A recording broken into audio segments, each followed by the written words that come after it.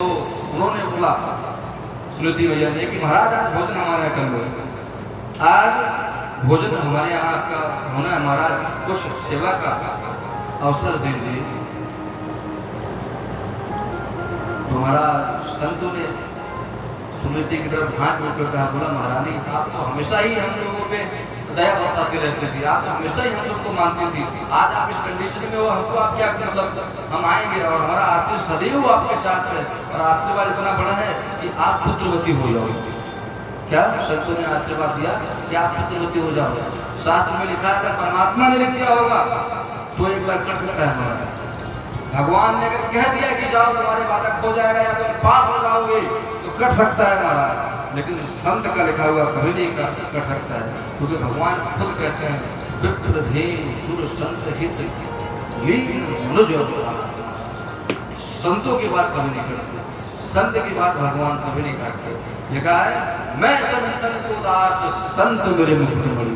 क्या भगवान कहते हैं मैं तो संतों का जो श्रेष्ठ व्यक्ति हैं, व्यक्ति जो श्रेष्ठ ब्राह्मण हैं, जो धर्म गुरु हैं, जो अत्यंत परम सन्यासी हैं, संत हैं, जो किसी को साथ दे, वो साधु, ऐसे साधु को क्या वो मेरे मुकुट की मणि हैं, मैं तो उनका दास हूँ।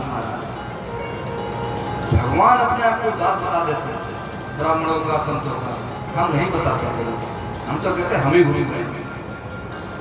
अरे कभी चेला बनकर तो देखो महाराज, खुशी हर खुशी मिल जाएगी हरि शरण आने के बाद, कि हर खुशी मिल जाएगी तुम्हें हरि शरण आने के बाद।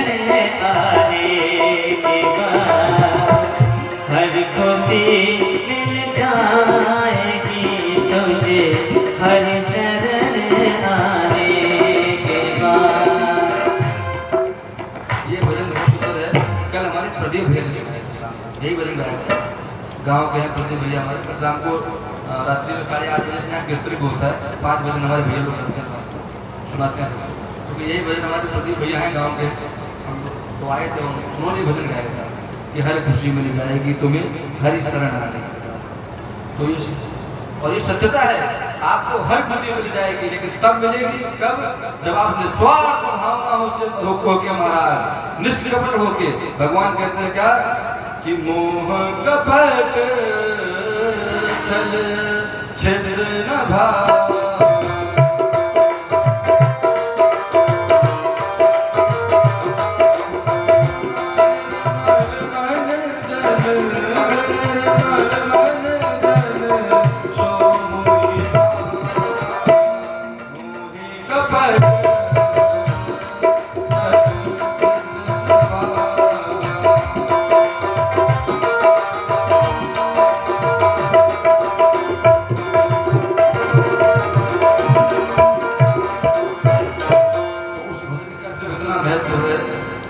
परमात्मा रूपी एक सच्चा है, उसकी दया प्राप्त हो जाएगी। तो भगवान की दया आपसे प्राप्त हो गई ना महाराज, तो संसार की कोई चीज नहीं हो सकती जिसपे आपकी दया ना हो जाए। भगवान अगर जगदीश की, अगर परमात्मा हरि रूपी की कृपा आपके ऊपर हो गई,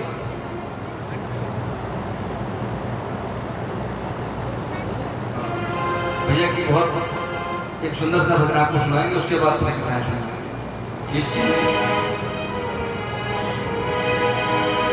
आइए, गुरु जी ने संतों की चर्चा की तो एक सुंदर सा भजन याद आया। अरे अच्छी बनेगी तेरी, अच्छी बनेगी, ओ अच्छी बनेगी, अच्छी बनेगी। और कैसे? संतन के संग लाग रे, संतन के संग लाग रे, तेरी अखी बनेगी चंदन की सही लाग रे, तेरी अखी बनेगी, अखी बनेगी तेरी अखी बनेगी, अखी बनेगी तेरी अखी बनेगी चंदन की संग लाग रे, चंदन की संग लाग रे, तेरी अखी बनेगी हाँ चंदन की संग लाग रे, तेरी अखी बनेगी।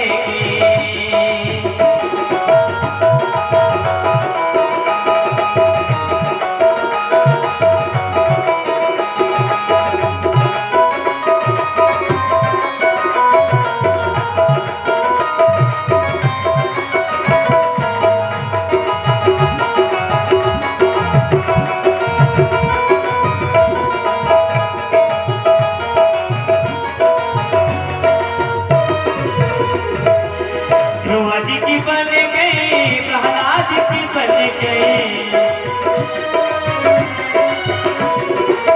ध्रुव जी की बन गई, प्रहलाद जी की बन गई, ध्रुव जी की बन गई, प्रहलाद की बन गई, और हरि कीर्तन में राग रे, हरि कीर्तन में राग रे, तेरी अखी बनेगी, हरि कीर्तन में राग रे, तेरी अखी बनेगी, चंदन के संग लाग रे, तेरी अखी बनेगी।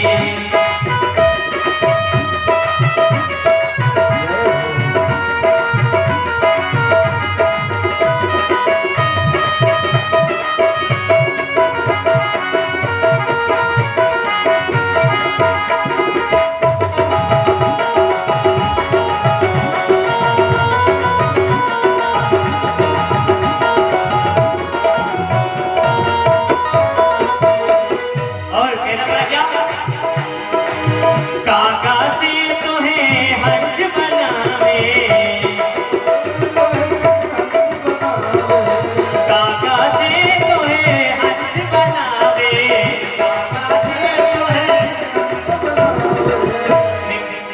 काका से तुम्हें हंस बनावे, काका से तुम्हें हंस बनावे, और मिट जाए दिल के दाग रे, मिट जाए दिल के दाग रे, तेरी अखी बनेगी, मिट जाए दिल के दाग रे, तेरी अखी बनेगी, अखी बनेगी, अखी बनेगी, अखी बनेगी तेरी अखी बनेगी, चंदन चंदन के संग लाग रे।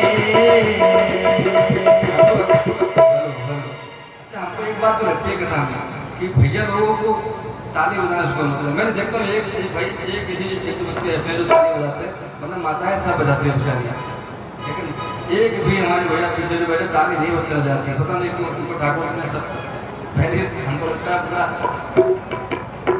कृपा करके जय हो। और कहना पड़ा क्या? सत्संग के संग भक्ति बनेगी, सत्संग के संग भक्ति बनेगी, चंदन के संग भक्ति बनेगी, और राम हे राम, राम शरण अनुराग रे, राम चरण अनुराग रे, तेरी अखी बनेगी, राम चरण अनुराग रे, तेरी अखी बनेगी, अखी बनेगी तेरी अखी बनेगी, अखी बनेगी, अखी बनेगी, चंदन के संग लाग रे, हे चंदन के संग लाग रे, तेरी अखी बनेगी, चंदन के संग लाग रे, तेरी अखी बनेगी, चंदन के संग लाग रे, तेरी अखी बनेगी, चंदन के संग लाग रे, तेरी अखी बनेगी। बोलिए संत भगवान की, बोलिए कैर वाले भौमिया जी महाराज की जय हो।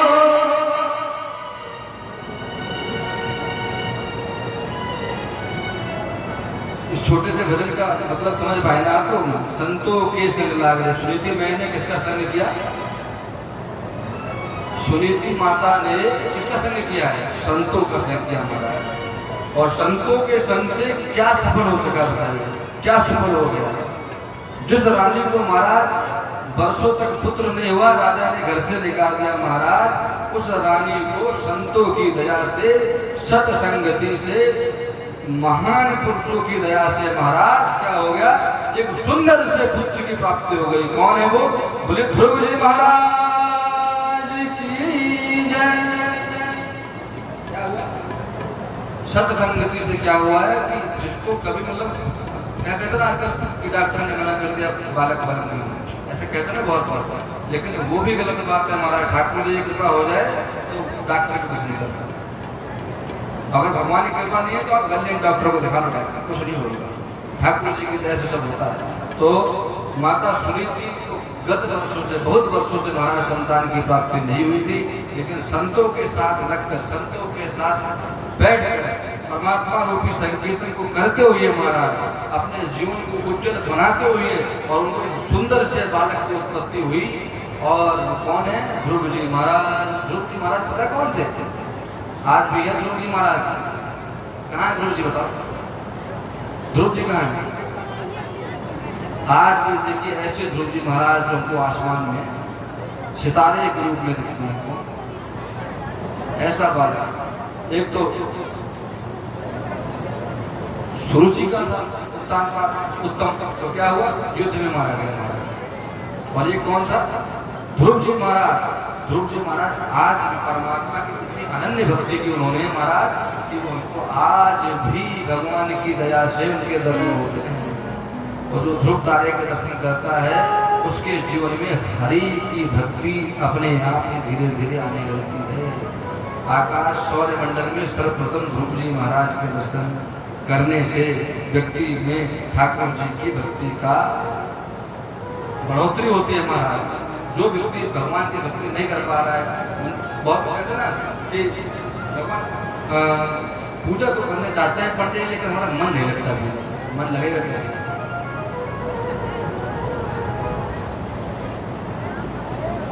मन नहीं लगेगा जब तक आप ठाकुर जी को एकांत में बैठ कर भगवान के लिए चिंतन नहीं करोगे महाराज। और मन दो ही स्थिति में लगता है, या बहुत दुखी होगे तो लगेगा, या बहुत डरे होगे तो लगेगा। भगवान को आप दो ही कंडीशन में मतलब मान लोगे। आज के युग में ऐसा कोई नहीं जो निस्वार्थ भगवान को प्रेम करता हो। दो ही कंडीशन में भगवान को व्यक्ति मानता है, पता है? या तो आप बहुत ज्यादा डरे हुए हो, या फिर क्या अत्यंत चिंताओं में व्याप्त होकर जब आप बैठोगे तब भगवान की याद आएगी, हे राम। और अगर वही हंसते समय भगवान की याद आ जाए तो वो नौबत ही नहीं आएगी महाराज। हंसते हुए भगवान को याद करो ना। कल सुनाया था आपको क्या कि दुख में सुमिरन सब करे और सुख में करे न कोई, और जो सुख में सुमिरन करे तो दुख काहे कोई। तो हमको ध्रुव जी महाराज के जैसे भगवान के लिए हमको बनी नहीं सकते ध्रुव जैसे ना, कोई नहीं बन सकता।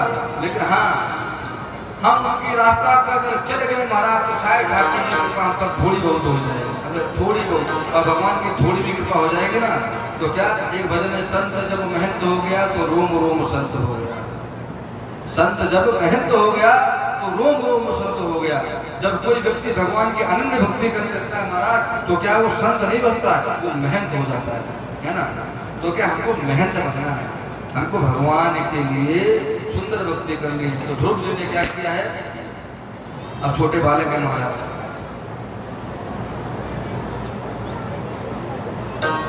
छोटे बालक हैं।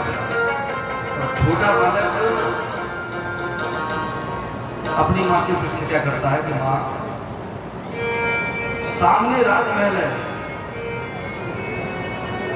और राजमहल में मैंने सुना है कि मुझे लोग बताते हैं, क्या मुझे लोग कहते हैं, मुझे आपने नहीं बताया ना, मुझे लोग कहते हैं कि सामने राजमहल में जो राजा है वो तुम्हारे पिता है। क्या सामने जो राजमहल बना है, राजा उत्तानपाद जी हैं, वो तुम्हारे पिता हैं।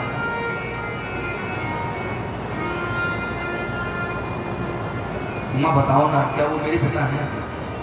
क्या ध्रुव जी महाराज कहते हैं कि माँ ये बताओ ना, क्या वो मेरे पिता हैं? मैंने अपने पिता को आज तक नहीं देखा। मुझे माँ बहुत प्यार करती है, प्रेम करती है, इस बात पर मुझे बड़ी प्रसन्नता है, लेकिन माँ ये बताओ कि मेरे भी पिता हैं क्या? उस राजमहल के अंदर जब छोटा सा बालक जब अपने पिता के साथ खेलता है तो मुझे बड़ी खुशी होती माँ, और बहुत रोना आता है कि मेरे पिता का, मेरे पिता का।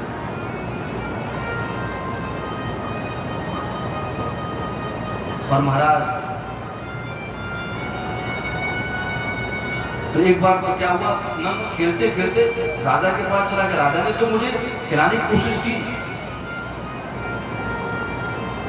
जो राजा वहाँ के हैं उत्तानपाद जी, वो नाम नहीं ले रहा था, तो बता रहा था कि जो राजा सामने महल में रहते उन्होंने तो माँ मुझे खिलाने का प्रयास किया।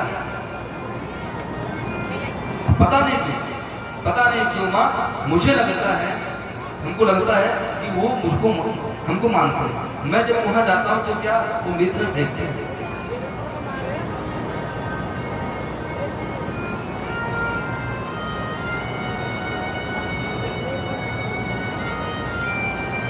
जब मैं उधर से निकलता हूँ, जब वो अपने पुत्र को खिलाते हैं माँ, और मैं जब उधर को जाता हूँ तो वो मुझे देखकर वो मेरी तरफ ही देखते हैं।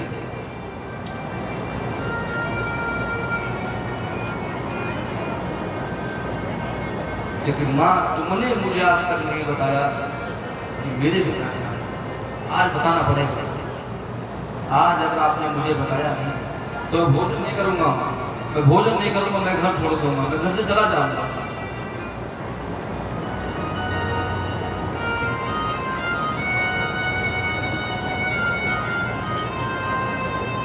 अभी तक तो मैंने आपसे कभी नहीं पूछा, लेकिन आज माँ ऐसा हुआ कि जब मैं वहां खेलने गया, राजा होता है ना हमारा, कभी कभी क्या होता है,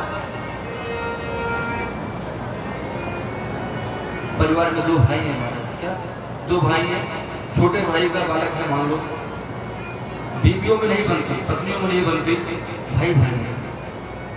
छोटे भाई का जो बालक है मन बहुत करता है खिलाने का, लेकिन क्या है, परिवार की वजह से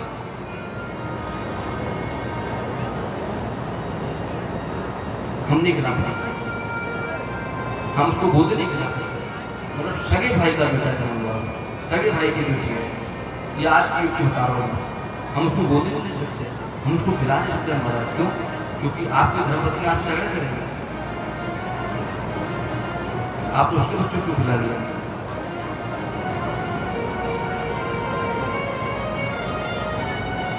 हमारा ग्रुप जब उधर से निकलते हैं तो क्या उत्तानपाद जी उनको खिलाने का प्रयास करते हैं, और एक बार तो क्या उत्तानपाद जी को जैसे ही उंगली पकड़े के गोदी में लेने का प्रयास किया, महाराज सुरुचि ने डांट दिया, ये क्या करते हो, तुमको मेरा बिल्कुल भी डर नहीं है क्या? अपने पुत्र को तो नहीं खिला रहे हो, तुम्हारा पुत्र उत्तम नीचे खड़ा हुआ है, तुम दूसरे के बच्चे को अपनी गोदी में लेकर घूम रहे हो महाराज। धर्म संकट है, एक तरफ सुरुचि का पुत्र उत्तम है और एक तरफ सुनीति का पुत्र ध्रुव महाराज।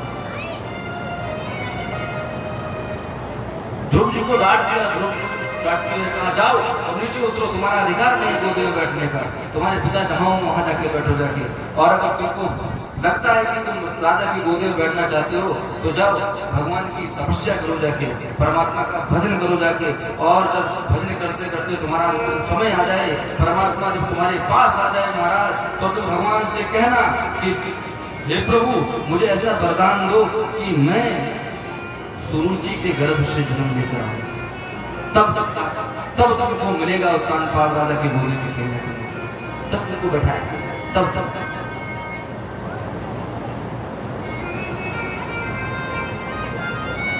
कितनी बड़ी बात कह रही है।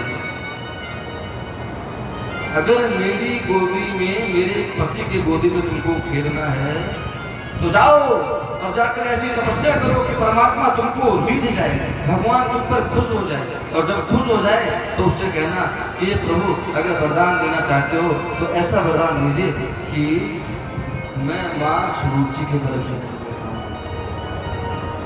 और एक अहंकारी माता यही बता सकती है। वो ये भी तो कह सकती थी जाओ हरि का भजन करो, हरि का भजन करते करते जब हरि तुमको मिल जाए तो उससे कहना हे प्रभु इस संसार में मेरा कोई पिता नहीं है, मुझे आप अपना पुत्र बना लीजिए, ऐसा भी तो कह सकते थे। लेकिन नहीं, वो क्या कहते कि जाओ भक्ति करो, भक्ति करने के बाद जब परमात्मा खुश हो जाए तो कहना कि माँ सुरुचि के गर्भ से हमको जन्म दे दीजिए। उत्तान पाद को क्रोध आया लेकिन क्रोध काम नहीं करता, ऐसे समय पे क्रोध काम नहीं करता महाराज। और ध्रुव ऋतु है महाराज, वहां से रोते रोते रोते रोते अपने माँ के पास आ गए। और अपने माँ के पास आने के बाद रोते रोते माँ के गले लग गए, क्या माँ के हृदय से लगे, और हृदय से लग के रोने लगे। और रोते रोते महाराज छोटा सा बालक होता है क्या, किसी भी प्रकार का संकट आता है बच्चे के ऊपर तो अपने पिता को नहीं पहचानता है, अपनी माँ को पहचानता है।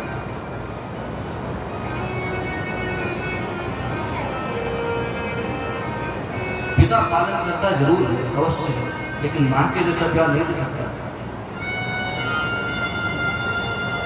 और समस्याओं में घिरा हुआ बालक जब होता है तो अपने मां के गले से लग जाता है। ऐसे भगवान कृष्ण जब ब्रज को छोड़ के जा रहे थे तो क्या यशोदा में से लिपट लिपट कर रो रहे थे कि मां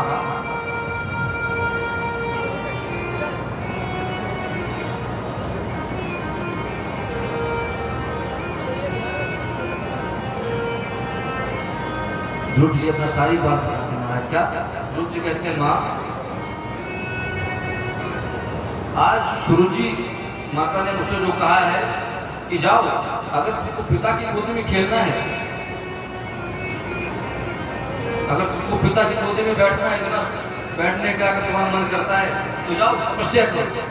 और तपस्या करने के बाद जब भगवान प्रसन्न हो जाए तो वरदान मांगना कि मुझे सुरुचि माँ की गोद से जन्म मिल जाए। तुम्हारा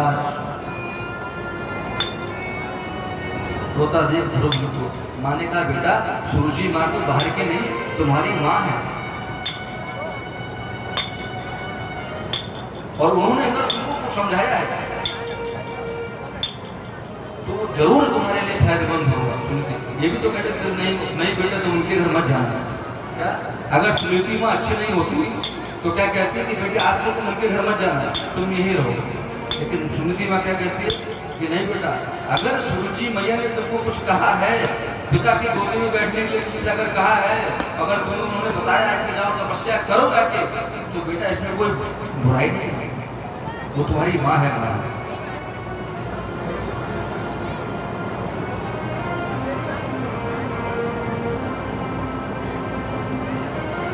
रोते हुए ध्रुव जी महाराज आज अपनी माता से गले लिपट कर बोलते हैं कि माँ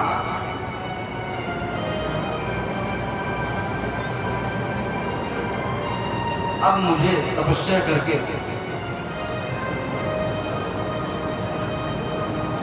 परमात्मा का भजन करूंगा, और भजन करने के बाद जब परमात्मा अगर मुझे दर्शन दे भी देता है तो मैं भगवान से कहूंगा माँ हे प्रभु मुझे जब जब जन्म देना माँ सुनीति के घर से देना, मुझे ऐसे पिता की गोद में नहीं बैठना, मुझे अच्छी माँ चाहिए।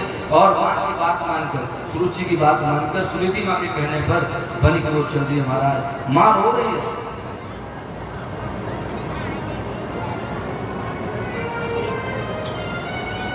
जिस माँ को विवाह के तदुपरांत साल 2 साल में बालक हो जाता है उसके लिए तो प्रसन्नता का सब्जेक्ट है ही हमारा। लेकिन जिसके 10, 5, 15, 20 साल बाद बालक होता है उसके लिए समझ लीजिए सुनीति माँ के कब बालक हुआ था समझ लीजिए। सुनीति माँ के ध्रुव जी को जन्म पता कब हुआ है? बहुत वर्षों के बाद जब राजा ने दूसरा विवाह कर लिया। ऐसा पुत्र मुंह मोड़ के जा रहा है, कह रहा माँ कि मैं तपस्या करूंगा जाके, और तपस्या करके मैं परमात्मा को रिझाऊंगा और उनसे यही कहूंगा हे प्रभु मुझे सुनीति मुझे जब जब इस धरती लोक में जन्म देना तो मुझे माँ सुनीति की तरफ से देना। और पिता अगर कोई पिता हो तो ठाकुर जी भगवान जगदीश जैसा हो। इस प्रकार कहते हुए महाराज वन की ओर चल दिए। वन में जाते जाते महाराज घोर जंगल है, घनघोर जंगल चलते चले जा रहे हैं। धीरे धीरे बरसात हो रही है, बूंदे गिर रही है महाराज, आंधी चल रही, हवा चल रही, शेर आदि जानवर महाराज क्या घुर्रा रहे हैं। लेकिन वो बालक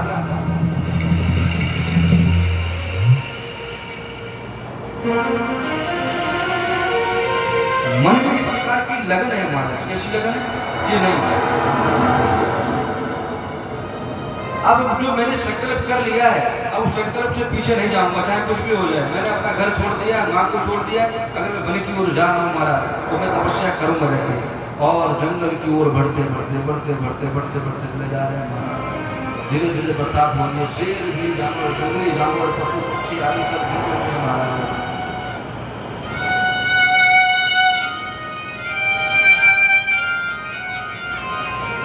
और मैं आप सबसे ये कहना चाहूंगा कि लगन अगर लगानी है तो ध्रुव जैसी लगानी है। कैसी? ध्रुव जी महाराज जैसी अगर आप लगन लगाते हो तो कल्याण हो जाएगा। कैसे कल्याण हो जाएगा आप सुनिए। ध्रुव जी महाराज वन में जा रहे हैं महाराज, वन में जाके स्थान ढूंढ रहे हैं कि किस स्थान पे जाकर भगवान की मैं भक्ति कर सकूं। और जब वो वन में जा रहे थे तो क्या परमात्मा के दूत नारद जी महाराज, उन्होंने देखा छोटा सा बालक भगवान की भक्ति के लिए अपनी माँ को छोड़ के बन भटक रहा है महाराज। नारद जी ने सोचा कि अभी भी समझा दें, मतलब कि घर वापस हो जाएगा, बच्चा है। कि नारं ज्ञानं ददाति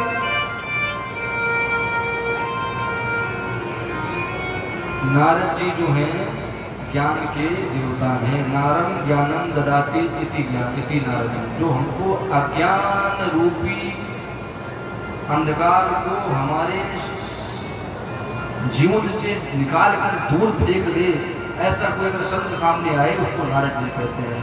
और एक बात है नारद, जिसकी बात कभी भी परमात्मा भी रद्द नहीं करता है, ऐसे नारद जी महाराज।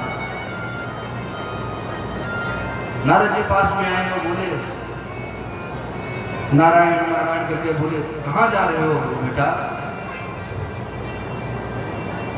ध्रुव जी ने तुरंत प्रणाम किया, माथा टेक कर उनको प्रणाम किया नारद जी को। प्रणाम करने के बाद कहते हैं कि मुझे सुरुचि माँ ने कहा है कि जाओ तपस्या करो, भगवान खुश हो जाएगा। तो परमात्मा से मांगना कि मुझे सुरुचि माँ की गोद से जन्म दे और पिता की गोद में खेलने का मौका मिले। तो मैं आज वही करने आया हूँ, तपस्या करने आया हूँ। तो महाराज उसके बाद नारद जी ने कहा नहीं आगे मत जाना, जंगली जानवर है वहाँ पे, खा लेंगे, तुमको काट लेंगे। देख रहे हो बरसात होगी, कहाँ रहोगे, भीग जाओगे। बोले अब कुछ भी लगन तुमसे लगा बैठे, जो होगा देखा जाएगा। और जिसकी लागी है लगन भगवान से, उसकी दिया भी जलेगी तूफान। जिसकी लागी है लगन भगवान से, उसकी दिया भी जलेगी तूफान से महाराज। और अगर लगन ही नहीं लगी तो फिर आप तो प्रयास कर लीजिए, कुछ भी नहीं होने वाला है। अगर लगन परमात्मा से लगी है तो तूफान कितना भी जल रहा हो महाराज, दिया आपका जलेगा, प्रज्वलित होकर रहेगा।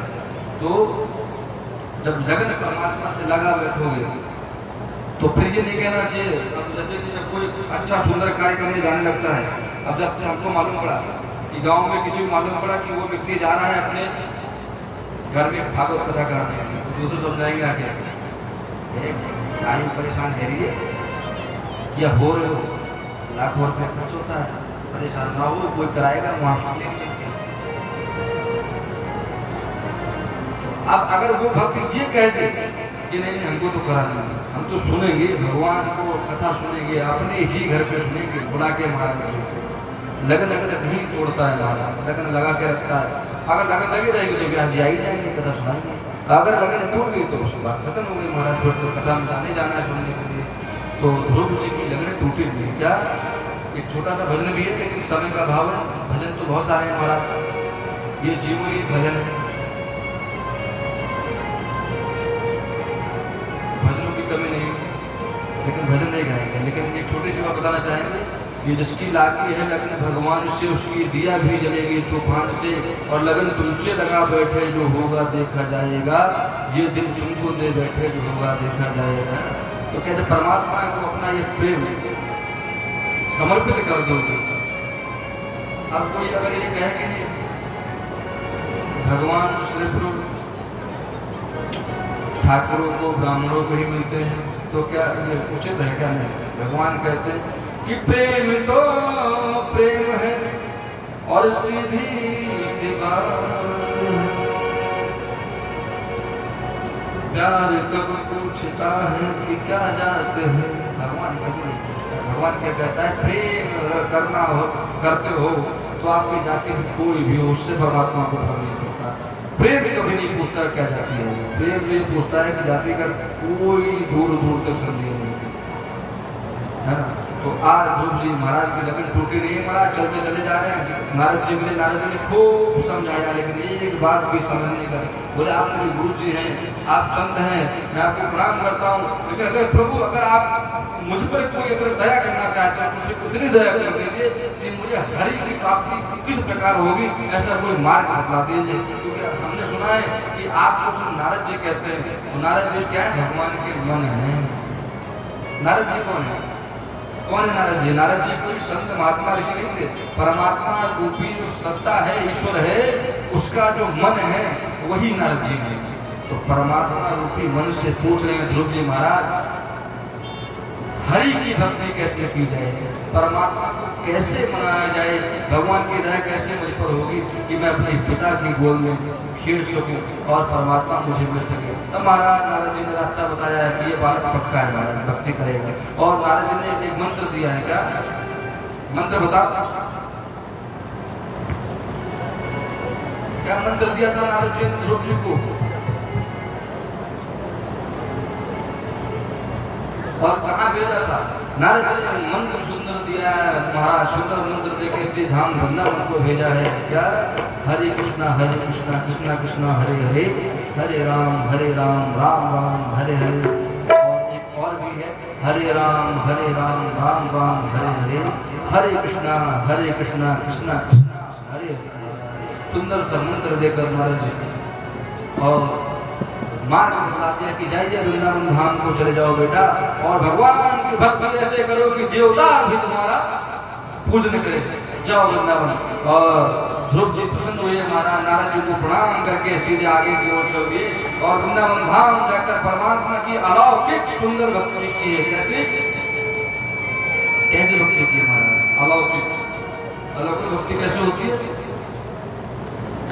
जब ध्रुव जी भक्ति करते थे महाराज तो पूरा भोजन नहीं करते थे, साथ पहले पूरा दिन भोजन नहीं करते थे। फिर उसके बाद क्या, जब और देखा कोई फर्क नहीं पड़ा तो 3 दिन भूखे रहने लगे महाराज। फिर भी देखा कोई फर्क नहीं पड़ा तो महीनों भूखे रहने लगे।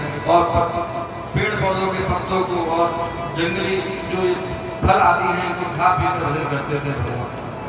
और इतना ज्यादा भजन किया, इतना प्रभु को मनाया, इतना हरि को मनाया महाराज, इतना प्रभु की भक्ति की है। कैसे? जब ध्रुव जी भक्ति कर रहे थे ना तो देवताओं के ऊपर से देख रहे थे कर क्या रहा है। देवताओं को गुस्सा आती थी कि अगर ये ऐसी भक्ति करता रहेगा महाराज तो एक ना एक दिन क्या है, हमारा पत्ता कट जाएगा, हम नीचे चले जाएंगे, इसकी जगह पर हमारा स्थान पर हो जाएगा। देवताओं ने सतत प्रयास किया, बरसात की महाराज, फिर भी कोई फर्क नहीं पड़ा। और आंधी चला दी, आंधी चला वो ले गए, लेकिन ध्रुव जी अपने स्थान से हटे नहीं महाराज। एक दिन ऐसा आ गया कि सारा संसार अवरुद्ध हो गया महाराज। अवरुद्ध कैसे? कि जो व्यक्ति जहाँ था वहाँ शांत हो गया, हवाएं बंद हो गई और जहाँ जल था जल शांत हो गया, पूरा संसार ब्रह्मांड अवरुद्ध हो गया। क्यों? क्योंकि ध्रुव जी की भक्ति महाराज, उस भक्ति के कारण ओंकार के जब से महाराज जब वो जप कर रहे थे ना, सारा संसार एक ही जगह अवरुद्ध हो गया। भगवान ने जब देखा अरे संसार में इतना बड़ा कोई भक्त हो गया, कौन ऐसा भक्त महाराज? भगवान ने ऊपर से देखा तो कोई भक्त भक्ति कर रहा है, और भक्ति करते करते महाराज परमात्मा रूपी सत्ता से मिलने की उसकी इच्छा है और भगवान प्रसन्न हो गए। और प्रसन्न होकर महाराज गरुड़ से कहते हैं चलो मुझे चलना है, भक्त को दर्शन देने जाना है। ऐसा भक्त है महाराज तेरा जिसको मैं दर्शन देने जाऊंगा। गरुड़ को अभिमान आ गया। क्या? गरुड़ को अभिमान आ गया। गरुड़ कौन है? जो हम घंटी बजाते हैं ना आरती करते समय, वही गरुड़ ने सोचा ये हमेशा मुझसे काम बताते हैं, शायद मेरे बिना मुझे लगता है, अच्छा गरुड़ को लगता था वो भक्ति कर रहा है तो वो कहीं ना इनका भक्त बन जाए बड़ा। गरुड़ को लगता था कि भगवान का सबसे बड़ा भक्त वही है, वही भगवान को मतलब सब जगह लेकर जाता है। गरुड़ को अभिमान हो गया। गरुड़ ने बोला महाराज अभी थोड़ी देर रुको, गंगा शीशा पाउडर करने तब चलेंगे। चलना ही तो है, खाली मिलने के लिए बस दस्तक लेके चले आएंगे। और महाराज अगर आपको जल्दी है तो फिर आप कोई दूसरी रास्ता देख लो, आज हमारा मन नहीं है, थोड़ा सा लेट चलेंगे। आज मेरा थोड़ा सा फिर अभी भी नहा के आया हूँ, थोड़ा गंगा शीशा पाउडर क्रीम तेल इत्यादि क्योंकि भक्त को दर्शन देने चलना है, हमको तो खाली दर्शन देना है बस, चले आना। ऐसा करके भगवान समझ गए महाराज, इसको अहंकार हो गया है। और भगवान के दरबार में किसी व्यक्ति को अहंकार हो जाए महाराज, अहंकार मतलब समझ रहे हो आपका, किसी भी व्यक्ति को अगर अहंकार हो गया भगवान के दरबार में, भगवान क्या अहंकार हो जाना, हम लोग तो अहंकारी हो गए, लेकिन परमात्मा के यहाँ अगर परमात्मा के दरबार में किसी को अहंकार हो जाए, भगवान कभी नहीं पसंद करता महाराज, कभी नहीं पसंद करता। भगवान ने सोचा कि अब गरुड़ का अहंकार मुझे तोड़ना होगा, तो भगवान बोले ठीक है गरुड़ मैं रुक जाता हूँ, मैं रुक जाता हूँ, तुम तैयार हो जाओ और जब तुम कहोगे तब चलेंगे। गरुड़ आधा घंटा बाद थोड़ा फिट होके एकदम बाल अब चलेंगे महाराज, प्रभु आइए विराजमान हुए चलते हैं। भगवान बोले ठीक है चलते हैं। भगवान आज अपने खड़ाओं को भी नहीं पहने हमारा, और खाली बस गरुड़ के ऊपर ऐसे हाथ रखते हैं। क्या गरुड़ मैं चढ़ रहा हूँ बैठने के लिए, हाँ चढ़ो। जैसे ही परमात्मा विराजमान हुए महाराज, गरुड़ ने अपनी एड़ी चोटी की दम लगा ली, हिल भी नहीं पाया था। क्या गरुड़ जो भगवान को जगह जगह लेके जाता था, लेकिन जिस दिन उसको अहंकार हुआ महाराज, परमात्मा ने उसका अहंकार तोड़ने के लिए पहले सिर्फ अपनी उंगली रख के कही कि गरुड़ चलो उड़ो, खाली उंगली जाएगी, मैं नहीं जाऊंगा, उंगली जाएगी। गरुड़ ने अपनी एड़ी चोटी से लेकर पूरी दम लगा दी महाराज, सब देवताओं को मना दिया, लेकिन गरुड़ हिल नहीं पाया वहां से। क्यों? क्योंकि गरुड़ को अहंकार था कि मैं इनको लेके जाता हूँ। तो भगवान ने कहा गरुड़ ये तुम्हारा धर्म है कि तुम मुझे लेके जाते हो, इस पूरे संसार को लेकर मैं जाता हूँ, तुम्हें ले जाता हूँ, तुम मुझे नहीं ले जाते हो। अहंकार, भगवान के दरबार में अहंकार कैसे चलेगा? अब यहाँ के कोई कहे कि नहीं हम वो हैं, कैसे चलेगा दरबार? यहाँ सब नीचे बैठे, ब्याज के ऊपर बैठे, कलाकार भी यहाँ बैठे। कोई कहे नहीं महाराज जी मैं आपके साथ आके बैठूंगा और मैं तो यही कथा सुनूंगा, क्योंकि मेरे 5 घर हैं, 100 बीघा खेत हैं और ज़्यादा गाड़ियाँ हैं, ये तो क्या यहाँ बैठ पाएगा? नहीं बैठ पाएगा।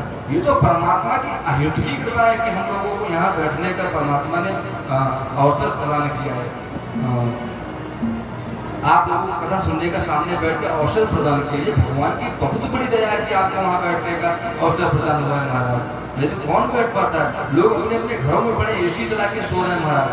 आप देखिए माताएं कितनी सुंदर है कि गर्मी पड़ रही है, कूलर से हवा नहीं आ रही है मालूम है, लेकिन उसके बावजूद भी आप बैठ के भगवान की भक्ति कर रहे हो, उसका कहीं ना कहीं तो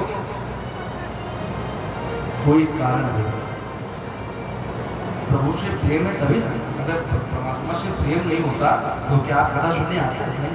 प्रेम से, वरना बहुत लोग अपने अपने घरों में टिक्की चाउमीन खा रहे हैं। ये तरबूज नहीं यार, जहाँ जो ठंडाई जलेबी नहीं आ रहे हैं, ये तो अमृत है। परमात्मा रूपी भागवत कथा में जो भोग लग रहा है, जो उनको चढ़ाया जा रहा है, जो भक्त उनके लेके आ रहे हैं, तो अमृत है, अमृत महाप्रसादी है, सब फेल हो जाएगा महाराज। तो क्या है?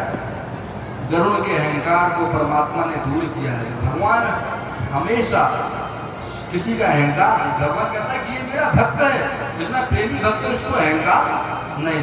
परमात्मा किसी के अंदर अहंकार नहीं रहने देता है। ये नहीं कि किसी की बेइज्जती कर रहा है भगवान, लेकिन अहंकार ही नहीं होने देता है। भगवान कहता है कि काम क्रोध मद लोभ सब नाथ नरक के पंथ, और इन पर सब रघुवीर भजऊं। इन सब होते हुए भी जो व्यक्ति रघुवीर परमात्मा श्री रामचंद्र को, भगवान बाल कृष्ण लाल को भजता है महाराज, उसका कल्याण हो जाता है।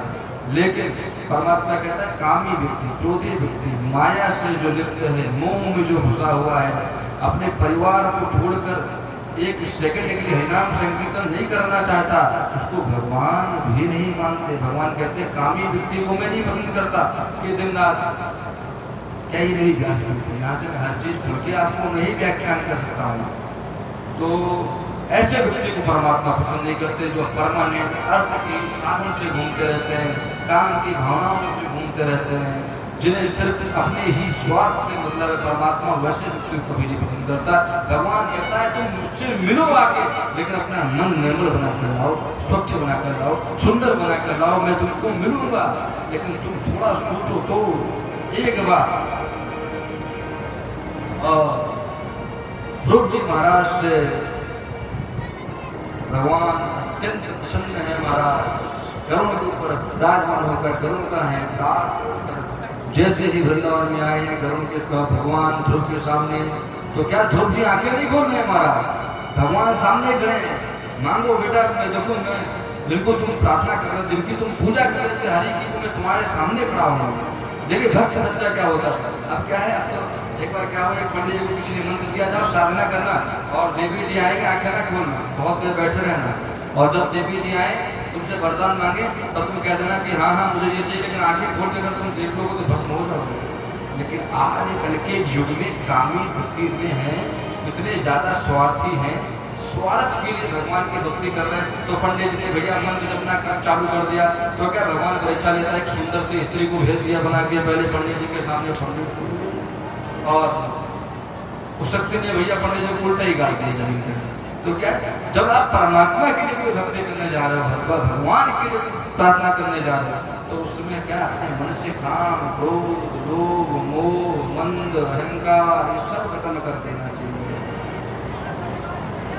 और उसके बाद परमात्मा ने दिव्य दर्शन दिया है। दिव्य दर्शन देते हुए खोलो पुत्र आंखें खोलो, मैं देखो तुमसे मिलने आया हूँ, मैं तुम्हारे दर्शन करने आया हूँ। ध्रुव जी ने आंखें खोली, ध्रुव जी बोले प्रभु में कल्याण हो गया, और बोल नहीं पा रहे थे, ध्रुव जी के मुख से आवाज नहीं निकल पा रही थी, सीधे चरणों में गिर गए और शांत भगवान को देख कर हाथ जोड़कर खड़े, कुछ नहीं बोल पा रहे। क्यों? क्योंकि जो व्यक्ति डूब जाता है, एक उदाहरण बताता हूँ, डूबा हुआ कभी बता नहीं पाता कि मैं डूब गया हूँ, और जो नहीं डूबा है वही हाथ लहराएगा कि मुझे बचा लो, मुझे बचा लो, मुझे बचा लो। नदी में अगर कोई व्यक्ति डूब रहा है तो वही चिल्ला पाएगा, इसलिए कि वो डूबा नहीं है। अभी खाली उसके हाथ बाहर देख रहे हैं, डूबा नहीं है। डूबा तो वो होता है महाराज जो हाथ में न कर पाए बाहर और डूब जाए। डूबा व्यक्ति नहीं बोल पाता कभी। तो भगवान की भक्ति में जो डूब जाएगा वो बोल नहीं पाएगा। ध्रुव जी भगवान की संपूर्ण भक्ति में डूब चुके थे, क्या तो कुछ बोल नहीं पा रहे। भगवान कहते मान लो पुत्र, मैं तुमसे तुम्हारे दर्शन करने आया हूँ, मैं तुमसे मिलने आया हूँ, तुम मेरे दर्शन करो, मैं इसलिए नहीं आया हूँ, मैं तुम्हारे दर्शन करने आया हूँ। तो ऐसे भक्त बन जाओ ना कि परमात्मा तुम्हारे दर्शन कर लेना। लेकिन जब एक भक्त कहता है कि मैं रोज तेरे दर आता हूँ, कभी तुम भी मेरे दर आए, तो ऐसा बनो ना कि भगवान तुम्हारे यहाँ आना चालू कर देगा। भगवान ध्रुव जी के दर्शन करने के लिए आए, ध्रुव जी के दर्शन भगवान ने किया, ध्रुव जी ने भगवान के दर्शन किया। तब भैया क्या बोला ध्रुव जी ने कि प्रभु मैंने तो तपस्या, देखिए झूठ नहीं बोलने ध्रुव जी महाराज, एक शब्द झूठ नहीं बोला। पता क्या बोले कि प्रभु मैंने भक्ति तो इसीलिए की थी कि मुझे ऐसा ऐसा हो जाए, पिता मुझे मानने लगे, मैं पिता की गोद में खेलूं। लेकिन हे प्रभु मुझे दुनिया की कोई चीज नहीं चाहिए, मुझे आपकी भक्ति दिन प्रतिदिन मेरे अंदर बढ़ती रहे, मुझे वरदान दे दो। और एक तो क्या एक स्तुति कर रहे हैं कि मूकम करो वाचालम और पंगुम लंघयते गिरिम यत् कृपातमहं वन्दे परमानंद माधवम। अगर भगवान की महती दया हो जाए, कैसे महती कृपा हो जाए, महती मतलब होता है बहुत ज्यादा कृपा हो जाए, तो मूकम करोति वाचालम। मूक क्या कहते, जो व्यक्ति बोल नहीं पाता वो गाने लग जाता है महाराज। जिसको जन्म से ही जो मूक व्यक्ति उत्पन्न हुआ है, पैदा हुआ है, अगर भगवान की मेहर हो जाए, किसी संत की मेहर हो जाए तो वो भी बोलने लगता है महाराज। मूकम करोति वाचालम पंगुम लंघयते गिरिम। पंगुम माने जो लंगड़े व्यक्ति है, लंघयते गिरिम, गिरिम माने पहाड़, पर्वत। लंगड़ा व्यक्ति भी पहाड़ पे चढ़ जाएगा। अगर परमात्मा की अयोची कृपा है तो लंगड़ा व्यक्ति भी महाराज पहाड़ को पार कर ले जाएगा, मालूम नहीं पड़ेगा कि पहाड़ पार हो गया। और यत कृपा तम हम बंदे परमानंद माधवम। हे प्रभु, अगर ऐसी आपकी दया हो जाए, अंधे व्यक्ति को दर्शन होने लगते हैं महाराज। जो व्यक्ति जन्म से अंधा है उसको आपके साक्षात दर्शन हो जाएंगे। क्या सूरदास जी को भगवान के दर्शन नहीं होते थे? बताइए, सूरदास जी भगवान के बारे में कैसे लिखे इतनी सारी कर? क्योंकि सूरदास जी परमानेंट भगवान के दर्शन करते थे प्रतिदिन। भगवान सूरदास जी ने जो लिखा है, सूरदास कवि ने भगवान के लिखा है क्या बिना दर्शन के लिख दिया क्या? उनको अंदर के नेत्रों से भगवान के दर्शन होते थे। तो यद कृपा तमहम वंदे परमानंदम माधवम। ध्रुव जी को सुंदर सा वरदान देकर भगवान ने अपने हृदय से लगा लिया और कहा, जाओ हजारों हजार लाखों वर्ष तक जाओ, राज्य करो जाके जिसकी तुम्हें आकांक्षा थी, और मैं वरदान देता हूँ उसके बाद जब तुम मेरे पास आओगे तो तुम्हारा एक दिव्य स्थान होगा। बोलिए ध्रुव जी महाराज की जय। आज वही ध्रुव जी महाराज पूरे राज्य का महाराज खूब जलवा बिखेरा, अपने भाई को राज्य कराया, खूब राज्य किया महाराज। अपने पिता के साथ पिता ने अपना राज्यपाट छोड़ के ध्रुव जी को दे दिया और खूब राज्य किया। राज्य के बाद जब वो जाने लगे महाराज, परमात्मा ने अपना ऊपर से क्या भेजा? अपना रथ भेजा महाराज गोलोकधाम से। ऐसे नहीं कि व्यक्ति मरे और चले गए ना, उनके लिए महाराज पुष्पक विमान भगवान ने ऊपर से स्वर्ग से भेजा, जाओ ध्रुव जी को ले आओ। और ध्रुव जी जब वहां गए, परमात्मा के समान देखने वाले अवतार को लेकर आज भी हमको दर्शन देते हैं। तो बोलिए ध्रुव जी महाराज की जय।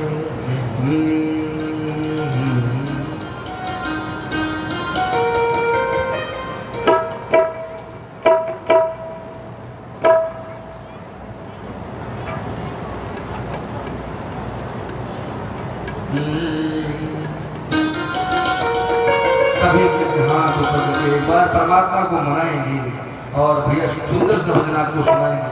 जिन माताओं को परमात्मा को धीरे धीरे बैठ के मनाते परमात्मा मनाइए। आगे और भी कथाएं हैं, दिव्य कथाएं, क्योंकि समय का अभाव है, कथाएं बहुत सारी हैं, समय का बहुत अभाव है। पहले दिन सेवा हो गया, असल क्या हुआ कि पहले दिन कथा थोड़ा लेट चल गई। वो लेट इसलिए चालू हो पाई क्योंकि हमारे जो म्यूजिक वाले भैया हैं बेचारे ट्रेन में 4 घंटा लेट हो गए, 5 घंटा। अब लेट हो गए तो क्या किया जाए? नहीं तो सारी कथाएं लाइनअप चलती, थोड़ी सी समस्याएं हो गई। लेकिन हमें क्या, ये हमारे साथ परमानेंट रहते हैं और हम उनको भाई लोग हैं। लेट हो गए तो लेट हो गए। हमने तो यहाँ के लोगों से सुना थोड़ा बहुत विवाद, लेकिन हमने इनसे कुछ नहीं कहा। क्यों? क्योंकि हमको मालूम था कि ये भाई परमानेंट मेरे साथ रहते हैं। परमानेंट से याद आया कि जगत में कोई ना परमानेंट तो क्या जगत में कोई परमानेंट नहीं है, कभी एब्सेंट हो जाऊंगा। तो क्या है, तो परमात्मा को दिखाने के लिए भजन के माध्यम से अपने हाथों की रेखाओं को सुंदर बनाइए, और जो पैरों की रेखाओं को सुंदर बनाना चाहता है ठाकुर जी के लिए, वो भी अपना भगवान को जा सकते हैं। जय श्री राधे। और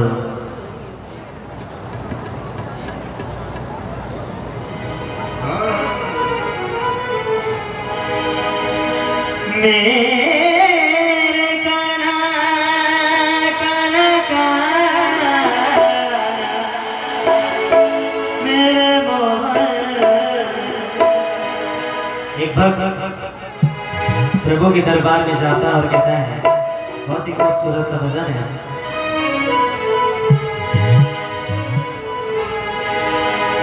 हाय मेरा दिल,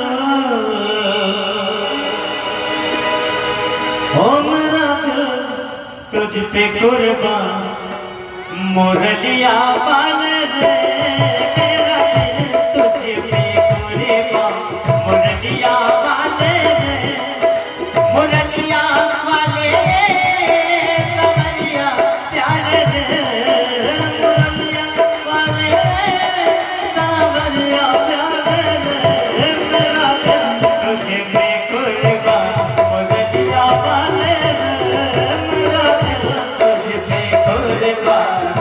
मुरलिया माने रे आय कुर्बान आय कुर्बान आय कुर्बान कुर्बान कुर्बान कुर्बान कुर्बान कुर्बान कुर्बान कुर्बान ये मेरा दिल तुझ पे कुर्बान मुरलिया माने रे मेरा दिल तुझ पे कुर्बान मुरलिया माने रे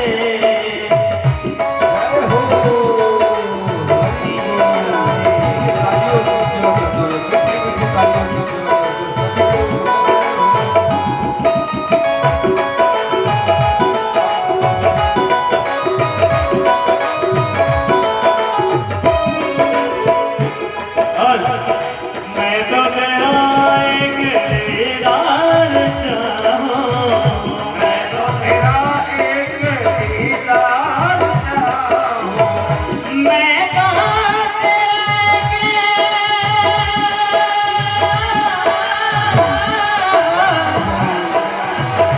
मैं तो तेरा एक दीदार चाहूं मैं तो तेरा एक दीदार चाहूं दीवाना तेरा तेरा प्यार पाऊं दीवाना तेरा तेरा प्यार पाऊं हे मुरलिया माने रे सावरिया प्यार से मुरलिया माने रे सावरिया प्यार रे हे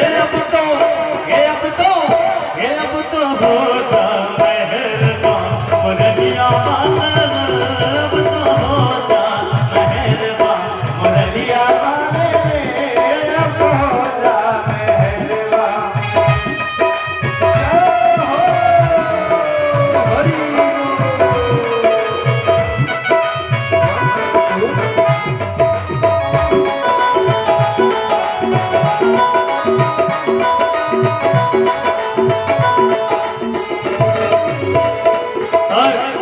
और भक्त कहता क्या है कन्हैया से कन्हैया देखी है जब से ये तस्वीर तेरी देखी है जब से ये तस्वीर तेरी तब से बदल गई है तकदीर मेरी तब से बदल गई है तकदीर मेरी देखी है जब से ये तस्वीर तेरी कभी बदल गए हैं तकदीर मेरी मुरलिया माने रे मुरलिया माने रे मुरलिया माने रे सावरिया प्यारे रे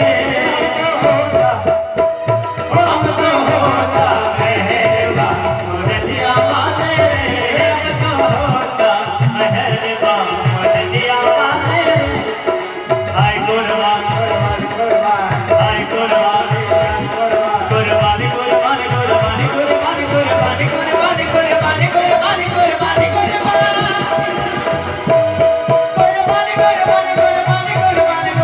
कुर्बानी कुर्बानी कुर्बानी कुर्बानी ये मेरा दिल तुझ पे कुर्बान मुरलिया माने मेरा दिल तुझ पे कुर्बान मुरलिया माने और कहना क्या है जो प्रभु के नाम का दीवाना हो जाता है उसे कुछ भी याद नहीं रहता दुनिया क्या कहती है क्या नहीं कहती है कोई मतलब नहीं होता तो इस लाइन में वही कहना क्या है चाहे कुछ भी कहे ज़माना चाहे कुछ भी कहे ज़माना चाहे कुछ भी कहे ज़माना चाहे कुछ भी कहे ज़माना और शबनम से क्या फूल खिले शबनम से क्या फूल खिले जब तक बरसात ना हो शबनम से क्या फूल खिले जब तक बरसात ना हो कन्हैया तेरी तस्वीर से क्या दिल भरे जब तक मुलाकात ना हो कहना पड़ गया चाहे कुछ भी कहे ये जमाना चाहे कुछ भी कहे ये जमाना पागल हुआ एक तेरा दीवाना पागल हुआ एक तेरा दीवाना ये मुरलिया माने रे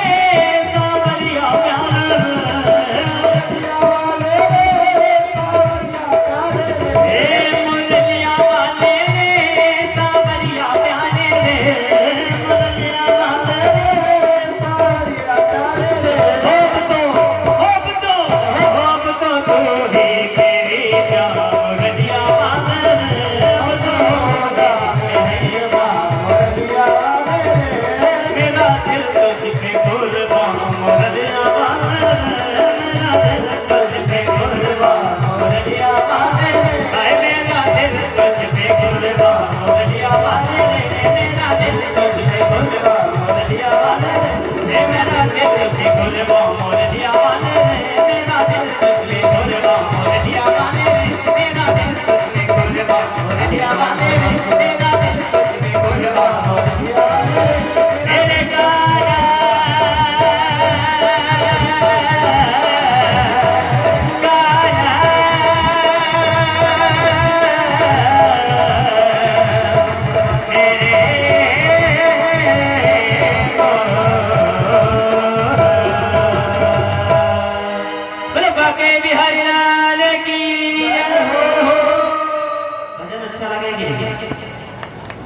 देखिए अगर जिसको जिसको भजन अच्छा लगा सभी लोग बजाओ पहले बजाओ हाथ खड़ा कीजिए, जिसको जिसको भजन अच्छा लगा हाथ खड़ा कीजिए। यहाँ से ज्यादा मैंने कहीं नहीं मेहनत नहीं की ये यहाँ पर बैठे हम झूठ नहीं बोलेंगे जितने भजन हम यहाँ गा रहे हैं कहीं नहीं गाते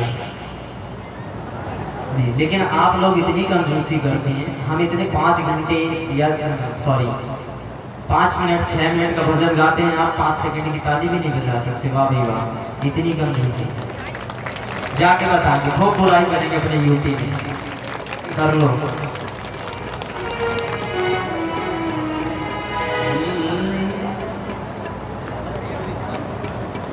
बोली राधा रानी सरकार की जय हो बोली भौमिया जी महाराज की जय हो बोली कहने वाले बाबा की जय पृथ्वीराज सरकार की जय बोली शंकर भगवान की जय हमको मालूम है सुगंध भैया ने बताया तो क्या है ये जो भैया है मैं यहाँ पहले कथा कर चुका हूँ ये इस दिन को भजन दिए जी जी दिल लहरों तो यहाँ के लिए हम लोग नए हैं बस नहीं नहीं नहीं नहीं तो आप सब सुन रहे हैं आपसे लेकिन क्या है ये कुछ बातें ऐसे भजन उसी के चाहिए तो अभी क्या है ब्रेक का समय आ रहा है उससे पहले एक छोटा सा मैं अभी तक कथा कर रहा हूँ भूल लीजिए जी जी दिल लहरों में दिया वाले जय हो हरि हो और ध्रुव जी को भगवान ने दर्शन दिया और ध्रुव जी का कल्याण हो गया ध्रुव जी महाराज आज भी हम सबको दर्शन देते हैं उसी प्रकार अब अच्छा एक बात और कहना चाहते हैं हम सब जन्म लेकर आते हैं संसार में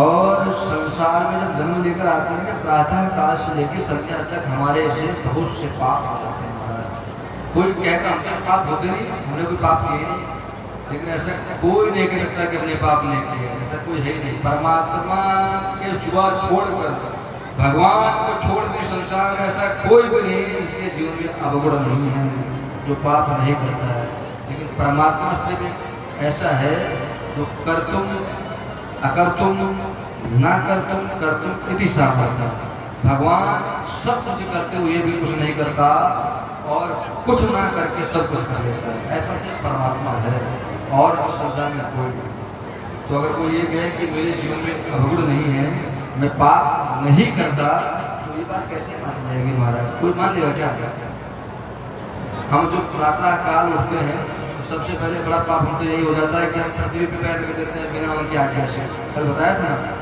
आज किसने हाथ आगे खड़ा कर अपना हाथ ऐसे करके देखा था किसने बताओ हैं कौन कौन ने देखा था चलिए 4-5 6 लोगों ने देखा अच्छी बात है और फिर बताना चाहूँगा आज माताएं जाता है कि एक प्रातः काल उठकर अपने दोनों हाथों को आगे करके और छोटे से मंत्र का जाप करना चाहिए कराग्रे वसते लक्ष्मी कर्मभ्य सरस्वती कर्मूले च गोविंदम और प्रभात ऐसा करके दर्शन करके लक्ष्य और अभी हमने कहा कोई व्यक्ति कहेगा पाप नहीं करते तो कैसे नहीं करते हो पर भी माता पिता ऐसे पैर धर देते हो अभी तुम्हारे ऊपर कोई लाभ धर के क्या होगा वो भी तो जल्दी माँ है गंगा है उस पर आप चरण रख देते हो तो क्या उसको प्रार्थना करके रखना चाहिए हे पृथ्वी मैया सहन शक्ति दो और मैं क्षमा मांगती हूँ कि क्षमा मांगता हूँ आपके ऊपर चरण रख रहा हूँ ऐसा करना चाहिए लेकिन ऐसा सब नहीं कर पाते हमारे यहाँ कोई बात नहीं और उसके अन्य जैसे हम लोग रास्ते में निकल रहे हैं हम वजह से यहाँ से जा रहे हैं मान लो रोड पे तो रोड पे जाते जाते हमारे पैरों के नीचे भी कोई जानवर पशु पंछी या छोटी सी चींटी भी आ जाए मर जाती है दब के मर जाती तो क्या हम जानते नहीं हम जानते तो नहीं कि हमसे पाप हो गया, लेकिन अनजाने में भी पाप होता है महाराज।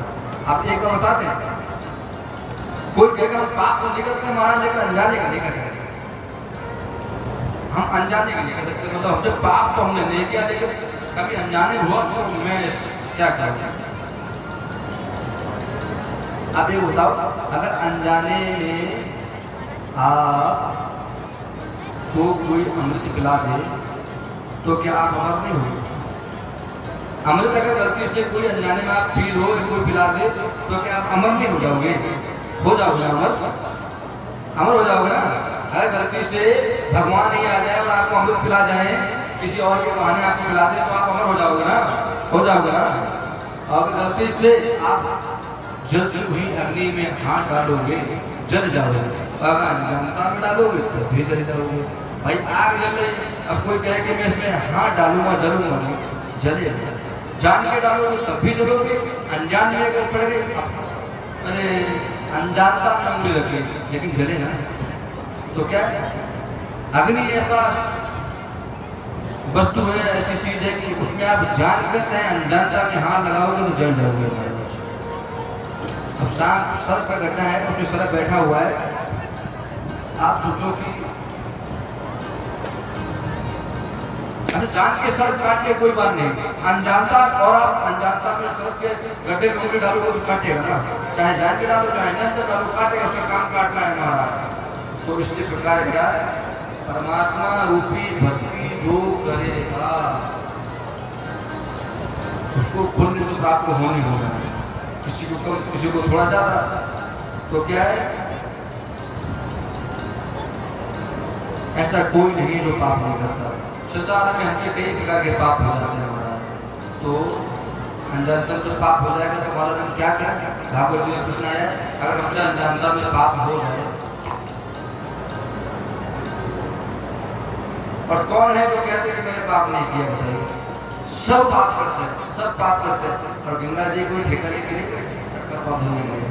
वहां भी उसी की उन्नति होती है, उसी का मोक्ष होता है जो गंगा जी में जाके स्नान करके और उन पापों को करना छोड़ दे, तब तो पाप गंगा धोती है। सोचो कि नहीं जीवन भर में मजे काटो, खूब मजे काटो, खूब मजे काटो, उसके बाद वो गंगा जी जाके पाप हो कदापि नहीं हो सकता महाराज। भैया जब यहाँ धो लाया करें please, it is request, steel का रेट है, स्टील का गिलास में चाहे किसी चीज में ठीक है, वहाँ बाबा के लिए ठीक है, डिस्पोजल नहीं लगाता है, डिस्पोजल को क्या फेंक दिया जाता है। गॉड इंग्लिश में हमारे भगवान को गॉड कहते हैं, क्या गॉड कहा जाता है, G-O-D। अच्छा किसी ने आज तक ये कल्पना करता है कि इंग्लिश में भगवान को गॉड क्यों कहा जाता है? बताइए, इंग्लिश अंग्रेजी शब्दों में परमात्मा को गॉड क्यों कहा जाता है? कोई बताएगा? हाथ खड़ा कीजिए इसको मान।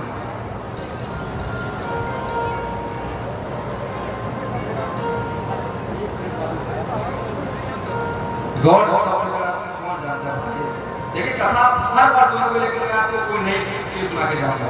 मैं विद्वान हूँ ना हूँ, मैं ये नहीं कहता कि बहुत बड़ा विद्वान हुआ, पर मैं तो भगवान का दास हूँ छोटा सा। मैं अपने आप को विद्वान तो मानता ही नहीं, जो अपने आप को विद्वान मान ले वो विद्वान कैसा है? हम तो अपने आप को छोटा सा परमात्मा का दास मानते हैं। तो गॉड किसने गॉड किसने कहा गया? भगवान का इंग्लिश में गॉड नाम किसने हुआ? जी माने जनरेट करने, जी माने क्या होता है? चीज को जनरेट करना, यानी कि उत्पत्ति करना, जो चीज को जनरेट करता है ना बाबू, जनरेट माने उत्पत्ति करता है, ओ माने ऑपरेटर, ऑपरेट माने जो किसी चीज को प्ले करता है। जैसे भैया बैठे राकेश भैया, ये क्या कर रहे हैं? ये ऑपरेट कर रहे हैं साउंड को, तो क्या ये पालन कर रहे हैं, सीट पे बैठ के पालन कर रहे हैं। तो परमात्मा क्या है? ऑपरेटर है, जनरेटर है। उसके बाद क्या है? डी माने रेस्टोर, रेस्टोर माने क्या होता है? फेंक देना। जैसे शंकर भगवान जब सृष्टि का श्रृंगार होता है तो भगवान भोलेनाथ संपूर्ण सृष्टि का श्रृंगार करते हैं, और भगवान विष्णु संपूर्ण सृष्टि का क्या करते हैं? क्या करते हैं भगवान विष्णु? कि विश्व भरण पोषण करे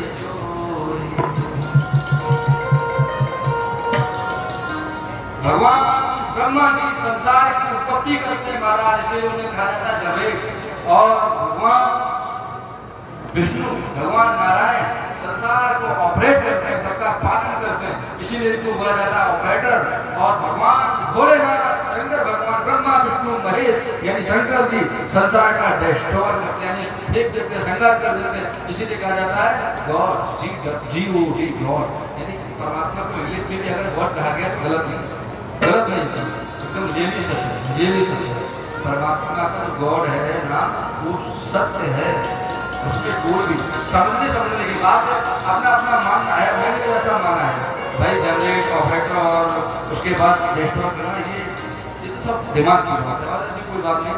तो क्या परमात्मा को मान लीजिए किसी प्रकार से। अभी भैया ने पीछे से कहा है कुछ आप लोग। जय श्री राधे, जय श्री राधे, जय जय श्री राधे श्याम। बोलिए बाकी बिहारी लाल की। आइए 10 मिनट का ब्रेक है। आज भी कोई व्यवस्था है, लेकिन आज जो पर्ची नहीं है हमारे पास, कि ठंडाई की व्यवस्था है, तरबूज की व्यवस्था है। जय है, देखो माताओं के चेहरे खिल उठे, देखिए भाई।